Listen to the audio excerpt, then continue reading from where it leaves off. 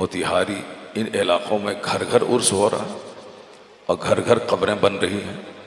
खिलाफत का मतलब ही है कि अब इनका उर्स लगेगा इनके मरने के बाद। अब पीर साहब चाहे चारों शर्तों पे उतरें या ना उतरें, अलबत्ता उनका मज़ार बनना पक्का है और उनका उर्स लगना पक्का है और मेला लगना पक्का है। मदरसा बने ना बने, यूनिवर्सिटी बने ना बने, साहब ITI सेक्टर बने ना बने, कॉलेज बने ना बने, मगर मज़ार तो बनना पक्का है, चूँकि ये हम सुन्नियों के हिस्से में ही आया है। दूसरा कोई कॉलेज ले लिया, हम मज़ार लेके बैठ गए। कोई यूनिवर्सिटी ले लिया, हम लोबान लेके बैठ गए। कोई साहब कॉलेजेस लेके रह गए, 200 कमरे का मदरसा बना के रह गया और हम धुआं लेके बैठ गए। तो चलिए, ये अपने अपने मुक़द्दर की बात है।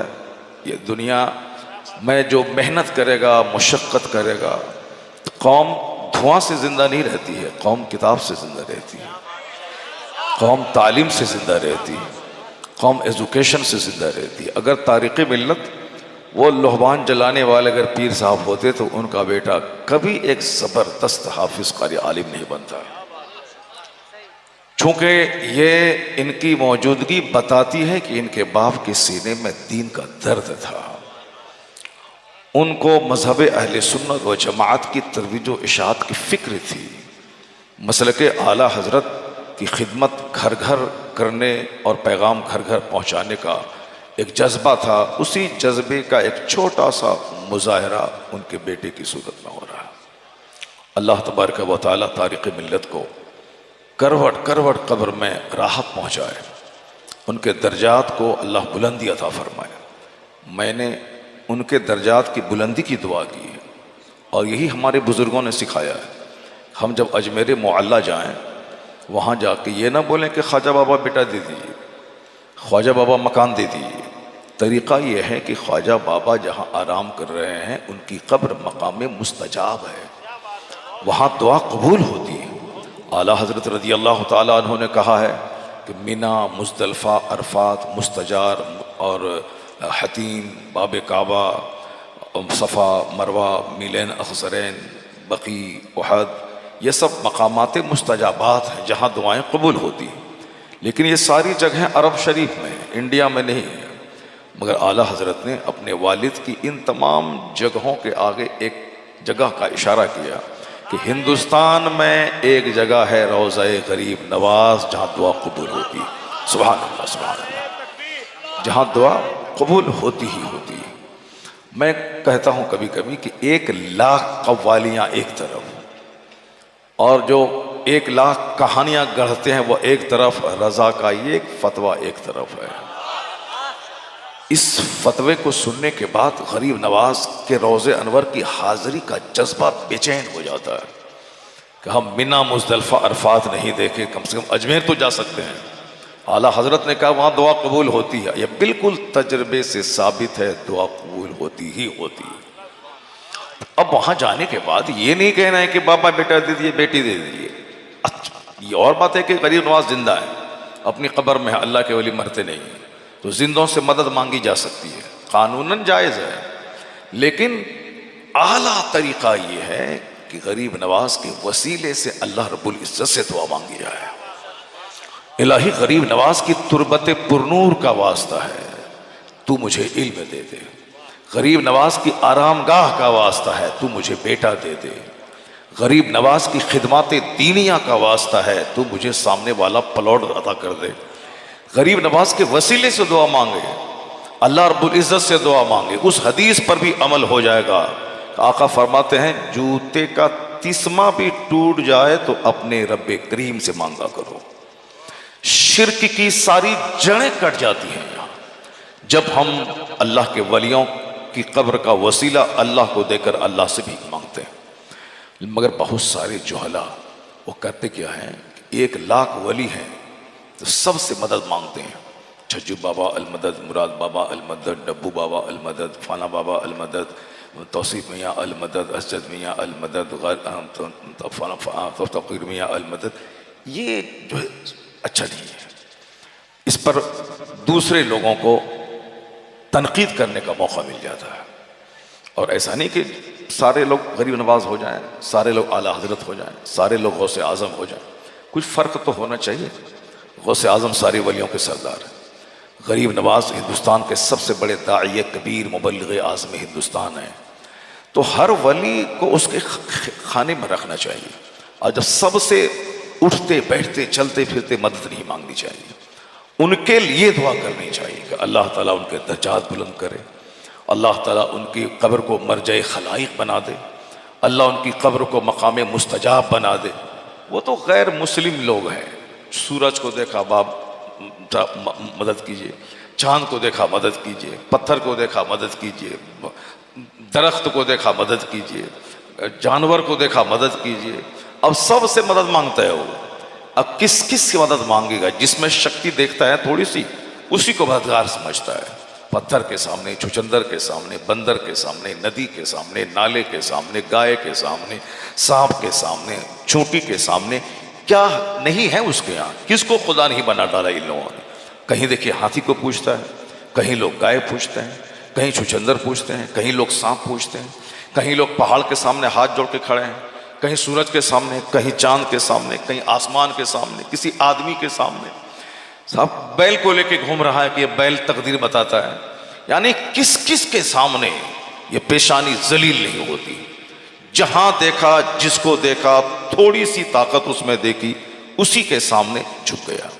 मैं कहता हूं इस्लाम लाने का सबसे बड़ा फायदा, जन्नत में तो वहां जाना है, लेकिन इस दुनिया में सबसे बड़ा फायदा फौरी ये मिलता है कि जो 50 जगहों पे अपने सर टेकता था, जो हजारों चीजों से मदद मांगता था, जहां कह दिया कि ला इलाहा इल्लल्लाह, there is no any god but Allah, कोई खुदा नहीं सिवाय अल्लाह के, कोई माबूद नहीं सिवाय अल्लाह के, कोई मसजूद नहीं सिवाय अल्लाह के, इतना कहा, उसकी फिक्र बेचैन होने से बच गई, लाखों जगहों पे जलील होने से पेशानी बच गई, इंतशार ख्याली से वह बच गया। अब किसी झाड़ के सामने सर नहीं टेका जाएगा, खुदाए वाहिद के सामने पेशानी टिक गई, बेशुमार जगहों पे पेशानी टिकने से महफूज हो गई।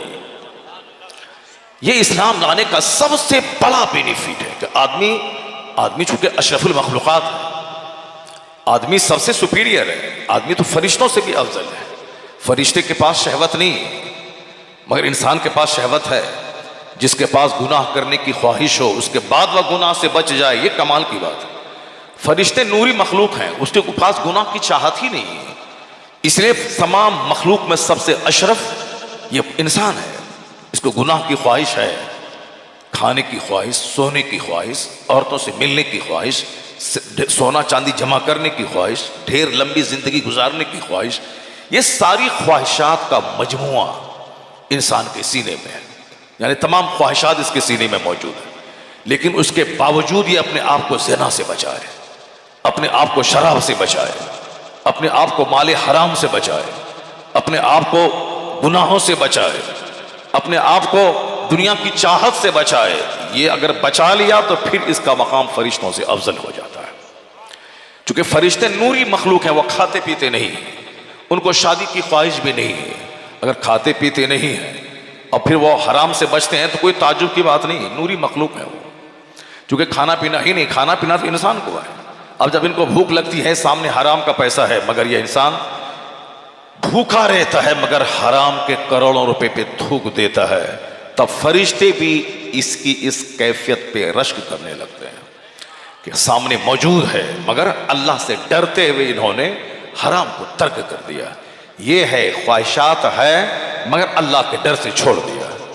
सामने एक खूबसूरत 18 साल की जवान लड़की है, दिल में ख्वाहिश पैदा होती है कि मैं इनको बार बार देखूं, चूंकि देखने की चीज है। उसके आगे ख्वाहिश होती है कि मैं इनका हाथ पकड़ूं, लेकिन अल्लाह का डर सामने आता है, नहीं ऐसा करना हमारे लिए हराम है, मैं नहीं करूंगा। ख्वाहिश है लेकिन उसके बावजूद ये बच गया, अपने आप को बचा लिया। ये वो मकाम है कि फरिश्ते उसकी तारीफ आसमान पे करते हैं और क़यामत के दिन उस नौजवान को अल्लाह अपने अर्श का साया अता फरमाता है। कौन नौजवान? क़यामत के दिन 7 ऐसे खुशनसीब हैं जिसको अल्लाह अपने अर्श का साया नसीब करेगा, जिस दिन न कोई दरख्त, न कोई दीवार, न कोई घर, न कोई मकान। यहाँ तो गर्मी हुई, बेचैन हो गए, गर्मी से बचने के लिए दरख्त का साया ढूंढने लगे, गर्मी से बचने के लिए मकान का साया ढूंढने लगे।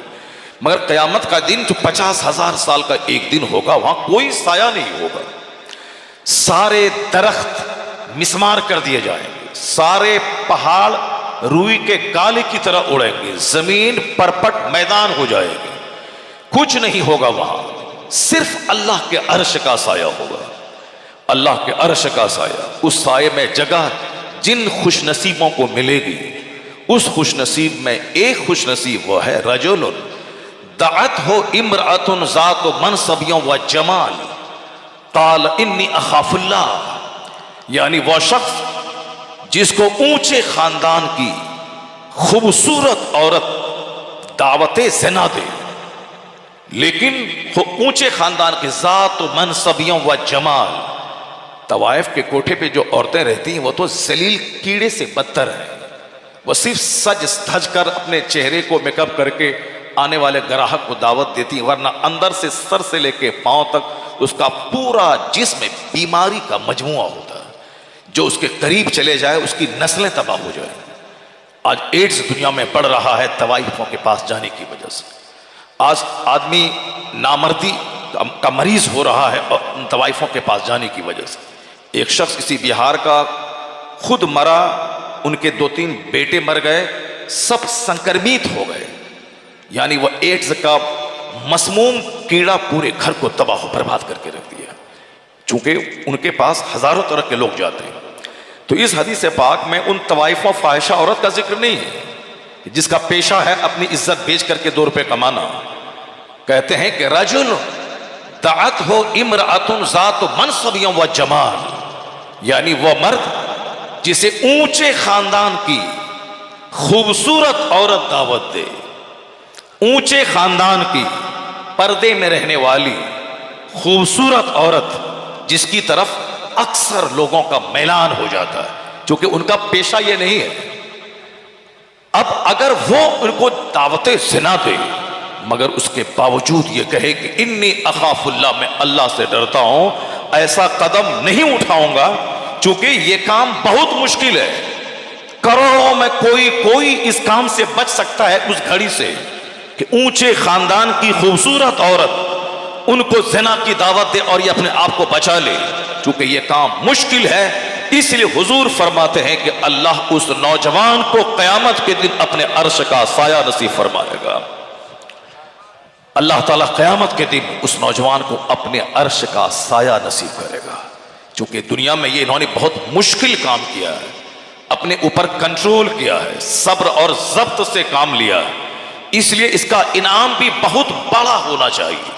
वो बड़ा इनाम यही है कि करोड़ों लोग गर्दन और नाक और सर तक पसीने में डूबे रहेंगे, एक एक बूंद पानी को तरसेंगे, कोई पुरसाने हाल नहीं होगा, इकलौते बेटे को मां देखेगी तक नहीं, सब अपनी अपनी फिक्र में रहेगी, बच्चे अपने माँ बाप से भागेंगे, माँ बाप औलाद से भागेंगे, कोई किसी का पुरसाने हाल नहीं होगा। उस संकट की घड़ी में अल्लाह के अर्श का साया उसको नसीब होगा जिसको दुनिया में ऊंचे खानदान की हसीन औरत दावत बदकारी दे, मगर ये अपने आप पर सब्र का पत्थर रखकर सेल्फ कंट्रोल करते हुए कहे इन्नी अखाफुल्लाह, मैं अल्लाह से डरता हूँ, मैं ऐसा नहीं करूँगा, तो अल्लाह उस खुशनसीब को अपने अर्श का साया नसीब फरमाएगा। इसलिए अपने नफ्स पे कंट्रोल करना, चूँकि आज आदमी बेलगाम हो गया, न खाने पे लगाम है, न सोने पे लगाम है, न ख्वाहिशात पे लगाम है। तीजा, 40वां बरसी, लंगर गौसिया, लंगर ख्वाजा, लंगर हुसैन, यानी हमारे यहाँ तो बेशुमार लंगरात चल रहे हैं। और साहब उर्स तो हमेशा होता है, लंगर चल रहा है, सिर्फ खाना है और सोना है और उसके अलावा कोई काम नहीं करना है। पहले लोगों को महीने महीने तक खाना नहीं मिलता था, जौ की रोटी साल साल भर लोग खाते थे। आक़ाए दो जहां अलैहिस्सलाम की सीरत के चैप्टर में आया है कि सैयदा आयशा फरमाती है, रईतुल हिलाल सुम्मा रईतुल हिलाल अल उखरा, मैं चांद देखती, दूसरे महीने का चांद देखती, तीसरे महीने का चांद निकल जाता, शहरैन मुतताबिऐन, लगातार 2 महीने गुजर जाते, मगर हुजूर के घर वालों के चूल्हे में आग नहीं सुलगती थी, खजूर और पानी पे गुजर बसर होता था। तो इस तरह ये सादगी कौनैन के मालिक व मुख्तार के घर की, और आज उनका गुलाम खाने के नाम पे इतने सारे आइटम पैदा कर दिए हैं कि साहब इमाम हुसैन एक बार शहीद हुए और हम उसको हर बार हर मुहर्रम की 10 तारीख को शहीद करते हैं और उनका तीजा मनाते हैं, उनका 40वां मनाते हैं। यहाँ जितने लोग बैठे हुए हैं, कोई बता दे कि वो अपने बाप का तीजा हर साल मनाता हो, वो अपने बाप का 10वां हर साल मनाता हो, सारे समाज के लोग मुंह नोच लेंगे उसका। तीजा का मतलब 3 दिन के बाद जो इसाले सवाब की महफिल होती है वो है तीजा। 10वां का मतलब इंतकाल के 10वें दिन जो महफिल इसाले सवाब मुनक़िद होती है वो है 10वां। इंतकाल के बाद 20वें दिन जो महफिल इसाले सवाब मुनक़िद होती है उसका नाम है 20वां। मरने के बाद, इंतकाल के बाद जो 40वें दिन पे महफिल होती है उसका नाम है 40वां। अब उसके बाद अगर मनाना है हर साल तो बरसी है, यानी मेरे बाप के इंतकाल के 1 बरस हो गए, ये दूसरी बरसी, तीसरी बरसी, चौथी बरसी, 5वीं बरसी, 6ठी बरसी, 51वां बरसी, ये तो चलेगा। ऐसा नहीं होगा कि साहब हर साल तीजा हो, हर साल 10वां हो, हर साल 20वां हो, हर साल 40वां हो। जब हमारे बाप का हर साल 10वां नहीं होता है तो इमाम हुसैन तो शहीदों के सरदार का नाम, वो तो जिंदों के इमाम का नाम है। फिर ये जो जिंदा है उनका 10वां कैसा, उनका तीजा कैसा, और हर साल तीजा कैसा? इसका मतलब है कि मुहर्रम की 10 तारीख को इमाम हुसैन कत्ल हो गए, अब 3 दिन के बाद तीजा करना है, 10 दिन के बाद 10वां करना है। पता नहीं सुन्नियों की खोपड़ी कहाँ चली गई। ये राफिजियों की एक गलत रीत है, ये शियाओं का पैदा किया हुआ एक गलत तरीका है जिसको हम लोगों ने कबूल कर लिया, अहले बैत की मोहब्बत में से कबूल कर लिया।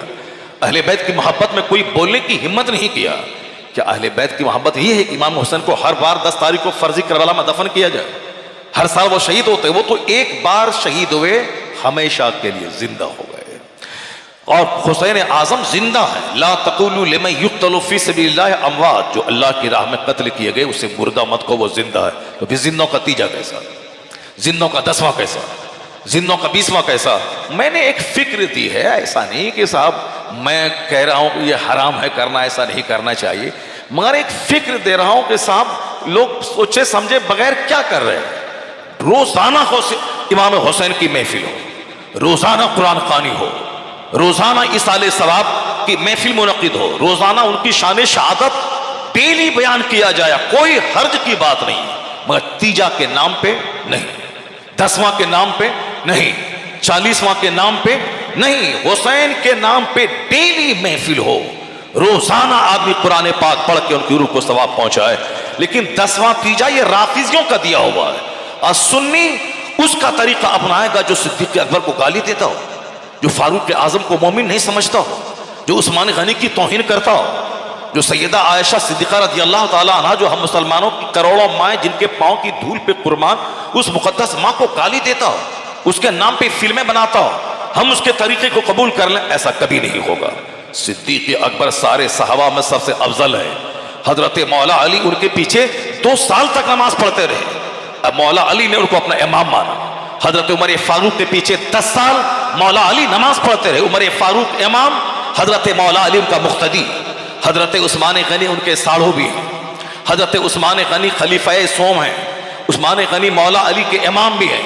12 साल तक मौला अली जिनके पीछे नमाज पढ़ते रहे, उनको मौला अली की मोहब्बत की आड़ में गालियां देना, उनको मोमिन तक नहीं समझना, उनकी रीति रिवाज को हम अपना लें, कैसा कभी नहीं होगा। और आज जो राफिजियत के असर से जो सुन्नियों का एक कमजोर तबका, जो 2-4 रुपया कमाने के शौक में उस सेठों के पीछे तलवा चाटते हुए अमीर मुआविया रज़ी अल्लाह ताला अन्हु को मुनाफिक कहता हो, उनको गाली देता हो, उनको अहले बैत अतहार के कातिलों में शुमार करता हो, तो वो शख्स भी अहले सुन्नत व जमात का नहीं है। वह शख्स तारीख पढ़ के जहन्नम के करीब तो जा रहा है, मगर हदीस पढ़ के वो जन्नत के करीब नहीं होता। अमीर मुआविया सहाबी रसूल है, मुसलमानों के मामू है, वो कातिबे वही है। जब नूह अलैहिस्सलाम का बेटा जो उलुल अज़्म रसूल है, उनका बेटा काफिर हो सकता है, काफिर ही मर सकता है, तो अगर एक सहाबी रसूल का बेटा अहले बैत का कातिल होके फासिक व फाजिर हो जाए, तो उस बेटे की वजह से बाप का क्या कसूर है? जिस तरह जनाबे नूह अलैहिस्सलाम उलुल अज़्म रसूल, उनका बेटा काफिर का काफिर रहा, आप समझाते रहे, नहीं माना, पानी में डूब गया, जहन्नम की आग में सदा के लिए जलने के लिए चला गया। जब बहुत बड़े रसूल का बेटा का हालत कुफ्र में रह के जहन्नमी हो सकता है, बाप के समझाने से नहीं समझ सकता है, तो एक सहाबी रसूल का बेटा अगर दुनिया के तख्त ताज की चाहत में अहले बैत का कातिल होके अपनी आखिरत में आग लगा दे, तो बाप का क्या कसूर है, सहाबी रसूल का क्या कसूर है। इसलिए मसलक आला हजरत जिसकी वकालत हुजूर तारीक़ मिल्लत सारी जिंदगी करते रहे, हुजूर तैगली शाह रहमतुल्लाह अलैह जिस मसलक आला हजरत को बैलगाड़ी पर बैठकर घर घर हर मोहल्ला मोहल्ला महफिले मिलाद पढ़ के हर मोहल्ले तक पहुंचाते रहे, जो बड़ी से बड़ी कॉन्फ्रेंस करके पूरे इस जोन को तिरहुत डिवीजन को उन्होंने वहाबियत की मसहूम आंधी से बचाया और मसलक आला हजरत का चराग घर घर में जलाया। उस फकीर और दुर्वेश का एहसान है जिन्होंने मुहद्दिस आजम हिंद को बुला के तकरीर करवाई, जिन्होंने सरकार मुफ्ती आजम हिंद को बुलवा के पूरे इलाके में मसलक का काम किया और खुद एक सूफी बनकर दुर्वेश बनकर सूफियों के तर्ज पे अमल करके गरीबों की झोपड़ी में मालदारों के महल में जाके मसलक आला हजरत का पैगाम पहुंचाया। तो बाबा तैग अली मसलक आला हजरत के बड़े सच्चे प्रचारक का नाम है।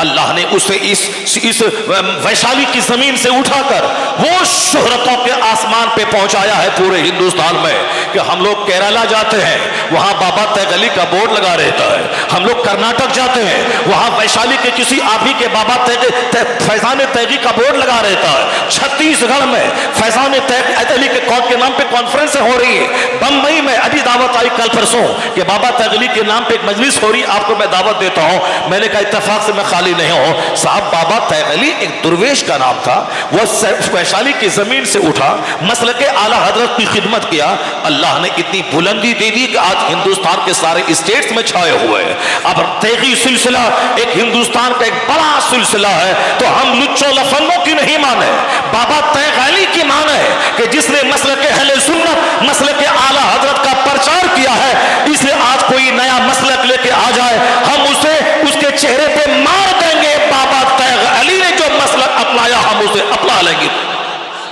नारे तकबीर, नारे रिसालत, मसलके आला हजरत फैजान सरकार सुरकाही उर्से तारीख मिल्लत हजरत मुफ्ती शहरयार रजा साहब किबला बाबा तैग अली शरीयत हजरत मुफ्ती अली रजा साहब किबला मिसबाही। सुभान बाबा तैग अली रहमतुल्लाह अलैह ये एक ऐसे वली कामिल, ऐसे सूफी दुर्वेश का नाम है। दुर्वेशों को हालांकि मसलो मसाइल से बहुत ज़्यादा दिलचस्पी नहीं होती है, दुर्वेशों को मतलब होता है, दुर्वेशों को मतलब होता है किससे, चादर पोशी से। आजकल के जो दुर्वेश हैं, पहले के दुर्वेश तो हर 3 दिन में एक खत्म कुरान करते थे, पहले के दुर्वेश को तो 40 साल तक उनकी नमाज फजर कज़ा नहीं होती थी, वह रात भर इशा के वजू से फजर की नमाज पढ़ते थे। लेकिन उसके बाद जो दुर्वेश आए वह दुर्वेशों को चादर से मतलब है, संदर से मतलब है, गागर से मतलब है, अपने मुरीदों के बीच बैठा करके वाजू नसीहत करने से मतलब है। चलो ये भी ठीक है, मुरीदों को बैठाते हैं, वाजू नसीहत करते हैं कि तुम नफ्स को मारो और अल्लाह के वलियों की बारगाह में हाजिरी दो, रोज़ाना ये वजीफ़ा पढ़ो, ये पढ़ो, ये भी अच्छा है। मगर मालूम है आपको, अगर आला हजरत इसी तरह के एक दुर्वेश होते और बाबा तैग अली इसी तरह के एक दुर्वेश होते कि सिर्फ चंद मुरीदों को मुरीद करते और उर्स में बुलाते, चादर पोशी करवाते, तो आज आला हजरत का नाम पूरी दुनिया की करोड़ों ज़बान पे नहीं होता। आला हजरत को आज अमेरिका से लेके मलेशिया तक करोड़ों मुसलमान उनका नाम अपने ईमान की पहचान के तौर पर लेते हैं, आला हजरत का नाम। और आला हजरत को बहुत सारे लोग नहीं जानते हैं। आला हजरत ऐसे नाइब पैगंबर का नाम है जिन्होंने तहफ़्फ़ुज़े नाफूसे रिसालत का वह फरीसा अंजाम दिया कि आज अगर जलील इम्तियाज जलील अगर बंबई में तहफ़्फ़ुज़े नामूसे रिसालत का झंडा लेके मैदान में आ रहा है, आज असदुद्दीन ओवैसी अगर मुस्तफ़ा की इज्जत और नामूस के तहफ़्फ़ुज़ के लिए मैदान में आ रहा है और वह बोल रहा है, आज अगर देवबंद और नदवा और सहारनपुर का कोई मौलवी अगर तहफ़्फ़ुज़े नामूसे रिसालत के लिए कॉन्फ्रेंस कर रहा है, तो कल तक जो हम जैसे सुन्नियों बरेलियों को वो साहब ट्रेडिशनिस्ट कहता था, वो कहता था ये रिवायती अंदाज का ये कम पढ़ा लिखा मुसलमान है, ये कबर पुजवा है, ये बिदअती है। हम रजा के पैगाम में इश्क रसालत को आम करते थे, ये हमें दकियानूसी कहता था, लेकिन आज रजा का वही पैगाम में इश्क रसालत आज वो अपने गले में उसकी छाप लेकर वो मैदान में सियासत करने के लिए आ गया है। आज भले ही इम्तियाज जलील बोले या असदुद्दीन ओवैसी बोले या कोई अरशद मदनी बोले या कोई दिल्ली का कोई एक इलियासी बोले या कोई सऊदी अरब के लोग मुस्तफ़ा की तौहीन के खिलाफ अगर वहां से वो जबान खोले, तो इस सदी में हौसला देने वाला और गुस्ताखाने रसूल की खबर लेने वाला अगर कोई शख्स है जिसकी तहरीक से मुतासिर होकर दुनिया गुस्ताखों के खिलाफ बरसरे पैकार हो गई है, तो वो तहरीक देने वाले का नाम इमामुल उलशाह अहमद रजा खां फाजली बरेलवी रज़ी अल्लाह ताला। नारे तकबीर, नारे रिसालत, मसलके आला हजरत। आला हजरत की वो तहरीक आज आम हो गई पूरी दुनिया में। अपने बेगाने सब अपना रहे, चाहे वो खुशी से माने या नाखुशी से माने, मगर मानना है। अभी कुछ दिन पहले बाराबंकी में चंद देवबंदी मौलियों ने मीटिंग की। उस मीटिंग में ये कहा कि अगरचे जुलूस मोहम्मदी बिदात है, नहीं निकालना चाहिए, मगर ये आज के वक्त की ज़रूरत है, निकालना चाहिए, मगर ये आज के वक्त की ज़रूरत है। ये अखबार में निकला, मैंने उसको बहुत जगहों पे मैंने बयान किया। ये देखें, जो बिदअत कहता था, लेकिन ये आज वक्त की ज़रूरत कह रहा है। और एक बड़े जुलूस की क़यादत देवबंदी मौलवी कानपुर में कर रहा है। बम्बई के बड़े जुलूस की क़यादत एक देवबंदी मौलवी आज 50 साल से बम्बई में कर रहा है, जिसके नज़दीक ये हराम है, जिसके नज़दीक ये बिदअत है, मगर फिक्रे रजा का जादू सबके सर चढ़ के बोल रहा है। अपने और बेगाने सारे लोग आज मान चुके हैं। आज हाथों में झंडा है, मकान के ऊपर झंडा है, मस्जिदों के ऊपर झंडा है, ट्रेन के ऊपर झंडा है, आज प्लेन से गुलाब के फूलों की बारिश है। और आज पूरी दुनिया में हर तरफ ईद मिलादुल नबी के नगमे जारी हैं। कभी आपने गौर किया कि ये इसीलिए जारी है कि आज से 25 साल पहले आपके गांव में 12 वफात बोला जाता था। हमने 40 साल पहले मदरसे में देखा कि गांव के सारे लोग 12 वफात कह रहे हैं। मदरसे के हमारे 10-20 बच्चे अपने मौलवी साहब की निगरानी में गांव की गली कूचे में घूमते थे और कहते थे, सुबह तैबा में हुई बढ़ता है बड़ा नूर का, सदका ले ले नूर का, आया है तारा नूर का। तो हम लोग नूर कहते थे, मगर गांव में सारे सुन्नी देहाती कहते थे ये 12 वफात है। अब फातिहा दिलाते थे, बांटते थे, महफिल मिलाद करते थे, क़याम करते थे और क्या कहते थे, 12 वफात, यानी आज की तारीख में सरकार दो जान इस्लाम की वफात हुई है। ये कल्चर देवबंदियों ने फैलाया ताकि ईद मिलादुन नबी की बात को लोग भूल जाएं और हुजूर की वफात की बात सबकी जबान पे चढ़ जाए। 12 वफात इन लोगों ने सबकी जबान पे जारी किया और सारे लोगों ने कबूल कर लिया। जैसे हम सुन्नियों ने 40वां हुसैन का कबूल कर लिया, तीजा कबूल कर लिया, 10वां कबूल कर लिया, भसा करके आए और 7 इमाम बाड़े पे रख दिया और तीसरे दिन फातिहा करते हैं। बगैर सोचे समझे इन राफिजियों की इन बातों को हमने कबूल कर लिया। लेकिन जैसे जैसे अब लोग ध्यान दे रहे हैं, वैसे वैसे सारी ये फर्जी रिवायात का खात्मा हो रहा है। मेरे गांव में 10 से 12 फर्जी इमाम बाड़े बनते थे, आज अल्हम्दुलिल्लाह सारे इमाम बाड़े खत्म हो गए। हमारे गांव में हमारी बूढ़ी दादी हम सबों को बचपन में लेके इमाम बाड़ा के पास लेके जाती थी और कहती थी, इमाम हुसैन हमारे पोता को सेहत दे दीजिए, इमाम हुसैन हमारे बेटा को ये दे दीजिए। ये हम लोगों ने देखा बचपन, यानी इमाम बाड़ा को इमाम हुसैन की कब्र लोग समझते थे। कितनी बड़ी बिदअत थी। आज अल्हम्दुलिल्लाह पूरे हिंदुस्तान में उलमा अहले सुन्नत ने बगैर किसी परवाह, किसी लानत और मलामत की परवाह किए बगैर इन्होंने मसलक अहले सुन्नत को जाहिर किया और आज तमाम खुराफात का खात्मा हो गया। और जो भी बाकी है इंशाअल्लाह आने वाले कुछ सालों में खत्म हो जाएगा। जिसके पास इल्म होगा वो किताब की बात करेगा, वो ढोलक की बात नहीं करेगा। आज अगर किसी पीर का बेटा वो अपनी जहालत पर पर्दा डालने के लिए और अपने जाहिल मुरीदों को से पैसा वसूलने के लिए अगर वो ढोलक का सहारा ले रहा है, अगर वो ताजिया का सहारा ले रहा है, तो ये उसके इल्म पे मातम किया जाए कि जिसका बाप एक बड़ा आलिम हिंदुस्तान का गुजरा हो, मसलक आला हजरत का जबरदस्त मनासिर और मबल्लिग गुजरा हो, उसका बेटा पोता ढोलक लेके कैसे बैठ गया, उसका बेटा ढोल बाजा कैसे लेके बैठ गया। वहां से तो इल्म निकलता था, वहां से किताबें लिखी जाती थी, मगर जाहिर सी बात है इल्म रहेगा तब न इल्म निकलेगा। यहां तो साफ जहालत है, मगर 2 टका कमाने के लिए सोचा कि अब तो हमारी लाइल्मी का पर्दाफाश हो जाएगा, इसलिए मदारी की गोद में जाके बैठ गया और ढोल बजाना शुरू किया। मगर आला हजरत के मसलक के मुबल्लिगीन उसे नहीं छोड़ेंगे कि तेरा बाप पढ़ा था और तू अगर अपने बाप के तरीके पर अमल करेगा तो हमारे लिए काबिल एहतराम है, और अगर बाप के मसलक से हटेगा तो फिर तुम हमारे लिए कोई इज्जत हमारे दिल में तेरे लिए नहीं होगी। तो जहां इल्म होगा वहां बिदअत के मिटाने की बात होगी, शरीयत और सुन्नत पे अमल करने की बात होगी, और जहां इल्म नहीं होगा वहां ढोल की बात होगी। जहां इल्म होगा वहां फतवा लिखा जाएगा, वहां किताब पढ़ाया जाएगा, वहां किताब लिखी जाएगी, वहां मदरसा कायम किया जाएगा, वहां तहकीक और रिसर्च की बात की जाएगी, वहां ढोल और चादर और गागर लेके नहीं रखा जाएगा। वह आला हजरत का वो मसलक, एक चादर मजार पे डाल दी जाए और जब तक वह चादर पुरानी और बोसीदा न हो दूसरी चादर नहीं डाली जाए, ताकि जिस तरह खाने काबा के ऊपर खिलाफ दुनिया के सारे मकानात से इम्तियाज की खातिर है, उसी तरह आम कब्रों से अल्लाह के वली की कब्र के इम्तियाज के लिए, पहचान के लिए उस पर एक चादर डाल दी जाए, और जब तक वह चादर पुरानी ना हो दूसरी नहीं डाली जाए, ताकि जाहिल मुसलमान चादर चढ़ाने की एक रस्म ना बना ले, चादर चढ़ाने की मिन्नत ना मांगने लगे। आज जो ये काम हो गया तो चादर चढ़ाऊंगा, ये काम हो गया चादर चढ़ाऊंगा। आला हजरत ने 100 साल पहले इसकी मुखालफत की थी। आला हजरत ने कहा है कि एक चादर पड़ी रहे, दूसरी उस वक्त तक मत डालना जब तक कि पहली चादर पुरानी ना हो जाए। लेकिन हम लोगों ने नहीं माना, तो आज बाज़ाब्ता नमाज खत्म हो गई, चादर चढ़ाने की एक रस्म जारी हो गई, चादर चढ़ाने की एक रस्म जारी हो गई, और इसी को दिखा दिखा के बदअकीदा वो हमारे बेटों को, पढ़े लिखों को हमसे खींचकर वहाबियत की गोद में बिठा रहा है।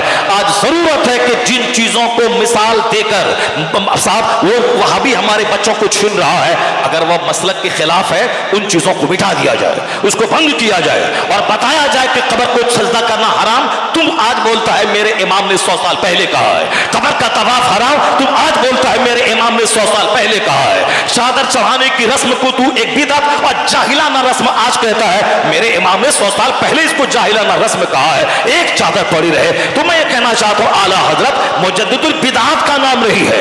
आला हजरत बिदअतों की जड़ों के उखाड़ने वाले इस्लाम के जबरदस्त मुबल्लिग का नाम है। वो सिर्फ चादर पोशी तक महदूद रहते तो सिर्फ उर्स के दिन आला हजरत का उर्स लगता और 10-20 हजार उनके मुरीद जमा होते, लेकिन आज से 50 साल पहले उर्स में 5000 लोग थे। आज से 30 साल पहले उर्स में बमुश्किल तमाम 2-3 हजार लोग रहते थे, लेकिन आज 25 से 30 लाख लोग बरेली शरीफ में उर्स रज़ा के मौके पे हाजिरी देते हैं। 50 से ज्यादा ममालिक के लोग हाजिरी देते हैं। कोई ऐसा होगा कि जो आदमी का दिन जब गुजरता जाता है तो फिर लोग भूलते चले जाते हैं, लेकिन एक वाक़ई बुजुर्ग है हिंदुस्तान के आला हजरत, वक्त गुजरता जा रहा है, मकबूलियत बढ़ती चली जा रही है, वक्त गुजरता जा रहा है, मानने वालों की तादाद में इजाफा होता जा रहा है। आज 106 साल हो गए, मगर उसके बावजूद उसका गिलाफ ऐसा ऊंचा हो रहा है कि 30 लाख के करीब लोग आज बरेली आते हैं, आला हजरत के मजार पे सलाम पेश करने आते हैं। अगर वह चादर चढ़ाने वाले बाबा होते तो बस उर्स के दिन ही उनका चर्चा होता, लेकिन आज आला हजरत ऑक्सफोर्ड में है रजा, कैम्ब्रिज में है रजा, हॉलैंड में है रजा, ऑस्ट्रेलिया में है रजा, श्रीलंका में है रजा, हिंदुस्तान के दिल्ली यूनिवर्सिटी में है रजा, पटना यूनिवर्सिटी में है रजा, रोहेलखंड यूनिवर्सिटी में है रजा, मैसूर यूनिवर्सिटी में इसी बिहार का एक पूत है, उन्होंने वहां से पीएचडी की डिग्री हासिल की, और सबसे पहला शख्स इसी बिहार का है जो फकीह इस्लाम के टॉपिक पे डॉक्टर हसन रजा खान साहब पीएचडी ने, उन्होंने पीएचडी की डिग्री हासिल की। फिर एक नई रोशनी मिली और आज 100 के करीब लोगों ने आला हजरत पे थीसिस लिखकर डॉक्टर की डिग्री हासिल की है। रजा मौलाना थे, वो मदरसे के कैंपस में रहते तो मौलाना मदरसे के कैंपस में रहते, मगर एक मौलाना यूनिवर्सिटी में पहुंच गए। यूनिवर्सिटी में पहुंचे नहीं बल्कि बाज़ाब्ता 100 से ज्यादा लोग उन पर रिसर्च करके पीएचडी की डिग्री हासिल कर रहे हैं। वह हिंदुस्तान का तनहा इकलौता आलिम है, इसलिए कि रजा ने वो अपने बाप नकी अली खां का खुतबा नहीं पढ़ा, न अपने बाप की कोई किताब आज तक नहीं लिखी लिखी, जबकि मुफ्ती नकी अली खां बहुत बड़े आलिम रब्बानी का नाम है। अपने जमाने के 10 टॉप मुफ्तियों में एक शुमार उनका होता था, अब मुफ्ती नकी अली खां का। लेकिन आला हजरत ने ज़िमनी तौर पर अपने बाप के आदाब व अलकाब का जिक्र तो किया है, लेकिन कोई एक किताब अलग से मुफ्ती नकी अली खां की सवाने उम्री पर आला हजरत ने लिखी हो, हमारी निज़ाह से आज तक कोई किताब नहीं गुजरी है।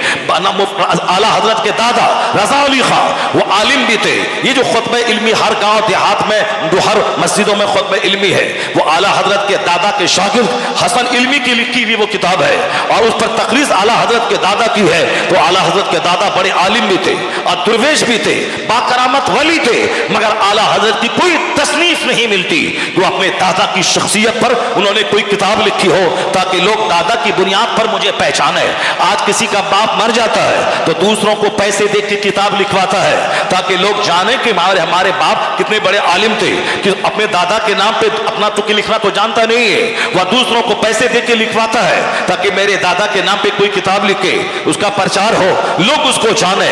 मगर आला हजरत ने अपना वो दादा जो बाकरामत वली बरेली की गली से गुजर रहे हैं, ऊपर से एक तवाइफ ने होली के दिन में रंग डाल दिया, एक मुरीद आपका ऊपर चढ़ के मारने के लिए ऊपर छत पे चढ़ना चाहा। रजा अली खान ने क्या कहा, मत जाओ, मत मारो, उसने मुझको रंग दिया है, अल्लाह ताला उसको रंग देगा, अल्लाह ताला उसको रंग देगा।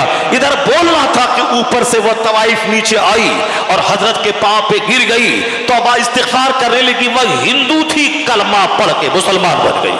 क्या कहा रजा अली खान ने, हमको रंग दिया है, अल्लाह उसे रंग देगा। एक वली की दुआ थी, ऐसी कबूल हुई कि कुफ्र की तारीकी हटा के इस्लाम का रंग चढ़ा दिया। इतने बड़े वली, मगर आला हजरत ने एक किताब अपने दादा की बायोग्राफी और सवाने उम्री पे नहीं लिखी, इसलिए कि रजा तो मुस्तफा की बारगाह के गुलाम थे। मुस्तफा की जात पे जब भी हमला होता था, रजा का कलम मुस्तफा के तहफ़्फ़ुज़ नामूस रसालत के लिए खास था, रजा की जबान मुस्तफा की अजमत का खुतबा पढ़ने के लिए खास थी। इसलिए जब भी जबान खुली मुस्तफा की अजमत का नगमा गाया, जब भी कलम उठा मुस्तफा की रिफत व बुलंदी के तराने गाए, तराने लिखे।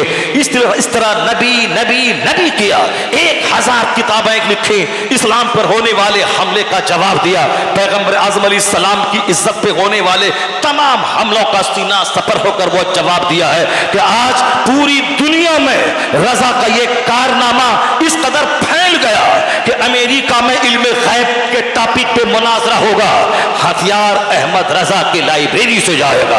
आज अगर मुनाजरा मौजज़ात रसूल की सच्चाई पे श्रीलंका में होगा तो हथियार अहमद रजा के पावर हाउस से वहां जाएगा। आज अगर नूरानियत मोहम्मदी पे मुनाजरा होगा श्रीलंका में, ऑस्ट्रेलिया में, तो हथियार आला हजरत के पावर हाउस से वहां जाएगा। चादर गागर फातिहा नियाज वाले अगर पीर साहब होते तो आज जब उनको उर्स के दिन ही लोग उनको जानता, लेकिन आज सारी दुनिया जान रही है फतवा रज़विया की बुनियाद पर, खिदमत दुनिया की बुनियाद पर, कंजुल ईमान की बुनियाद पर, जो उन्होंने तहरीरें छोड़ी है, जो उन्होंने वक्त के फितने को दफन किया है कि वो रजा के नेज़े की मार है, कि अधू के सीने में गार है, किसे चारा जोही का वार है, ये वार वार से पार है। तो सिर्फ सूफी मन के चादर चढ़ाने वाला उनका मुरीद मानता है, लेकिन आला हजरत को दुनिया के करोड़ों मुसलमान इसलिए इमाम मानते हैं जिनको भी लगता है कि मैं अगर गुस्ताखी रसूल से बचा हूं, मेरा ईमान बचा है, अहमद रजा की तहरीक की वजह से बचा है, तो वो अपना मुर्शिद अहमद रजा को मानता है, वो अपना इमाम आला हजरत को मानता है। और ये क़यामत तक चलता रहेगा जब तक गुस्ताखाने रसूल रहेंगे और उसकी कमर आला हजरत की किताबों की मदद से तोड़ी जाती रहेगी। उस वक्त तक खुतबा किसी जाहिल सूफी का नहीं पढ़ा जाएगा, बल्कि मुजद्दिद आज़म अहमद रजा खां की इज्जत का खुतबा पढ़ा जाएगा। नारे तकबीर, नारे रिसालत, मसलके आला हजरत फैजाने बरेली शरीफ हजरत मुफ्ती शहरयार। एक तरीका है कि a man who dedicates his life for the sake of Allah, Allah gives him name, Allah gives him fame, Allah gives him popularity. एक तरीका है कि जो अपना जीवन सिर्फ बाल बच्चों के लिए सीमित रख देता है, उसके बाल बच्चे भी उसको भूल जाते हैं। जैसे आमतौर पर 30-40वां बरसी के बाद भूल गया बच्चा के बाप की कब्र कहाँ है, इस गांव में कितने लोग होंगे जो मर गए आज से 100 साल 200 साल पहले, मगर किसका बच्चा है जो अपने बाप की कब्र ढूंढ के वहाँ जाता हो? जब तक याद है तब तक तो साल में ईद की नमाज़ पढ़ने आया शहर से तो चला गया, फातिहा पढ़ा चला आया। लेकिन जिस बाप की ज़मीन पे वो रह रहा है, जिस बाप की ज़मीन पे खेतीबाड़ी कर रहा है, जिस दादा की ज़मीन पे मकान बना हुआ है, लेकिन उसका पोता उसका बेटा उसको भूल जाता है। लेकिन जिन लोगों ने अपना जीवन इस्लाम की खिदमत के लिए समर्पित कर दिया, तो फिर उसका बेटा रहे या ना रहे, अल्लाह करोड़ों रूहानी बेटे को पैदा कर देता है जो उनकी कब्र पे हाजिरी देता है, वहां जाके फातिहा पढ़ता है। आला हजरत हमारे समधी का नाम है क्या? नहीं नहीं। आपके समधी का नाम है क्या? नहीं। 106 साल हो गए, वो तो आला हजरत बरेली में पैदा हुए, उनके बाप दादा कबीले बरहेज के पैठान थे, वह लोग बड़े बड़े खूबसूरत थे। अगर हुस्न उसके पास है, इल्म उसके पास है, ताकत उसके पास है, फन्ने सफ़ेगिरी उसके पास है। लाहौर का शीश महल उनके बाप दादाओं की यादगार है। दिल्ली का बादशाह, पूरे रोहेलखंड में 100 के करीब गांव उनके बाप दादा को उन्होंने बतौर जागीर दे दिया था कि ये सब आप इसकी आमदनी आपके लिए है। बहुत बड़े रईस घराने के लोग थे, कबीले बरहेज के पैठान थे। आज भी आज देख ले उस खानदान के हुस्न देख लें, अरसलान मियाँ को देख लें, साहब देखते रह जाएं, जैसा लगता है कि महफिल में कोई चांद बादलों की ओट से निकल गया हो। तौसीफ मियाँ को देख लें, साहब खानदान के बच्चे को देख लें, हुजूर कायदे मिलत अल्लामा अज़द रज़ा खां को देख लें, सरकार ताजुल शरिया को देख लें। साहब आज से 10 साल पहले उड़ीसा के एक जलसे में आए थे और अचानक बिजली गुम हो गई तो लाखों का मजमा सबने देखा कि अख्तर रज़ा खां अजहरी का चेहरा मिसले चांद स्टेज पे चमक रहा है। लाखों का मजमा उस खूबसूरत चेहरे को तकता रहा। अमेरिका के गोरे कहते थे कि हम गोरों के मुल्क में ये गोरों का इमाम कहां से आ गया। अफ्रीका के काले कहते थे हम कालों के मुल्क में ये आसमान का सूरज जमीन पे कहां से आ गया। पूरी दुनिया में उनके हुस्न का चर्चा था, उनके इल्म का चर्चा था। जिसने देखा आज उनका नाम सुनते ही उनकी पूरी छवि उनके आंखों के सामने आ जाती है। वो हुस्नो जमाल का मुजस्समा और इल्म और हिकमत का मुजस्समा, यह दोनों चीजें आला हजरत के खानदान में जमा थी। तो उनको हमारे बेटे से उनकी बेटी का क्या रिश्ता नाता है? दूर का भी कोई रिश्ता नाता नहीं कि उसके खानदान में हम समधी लगा लें।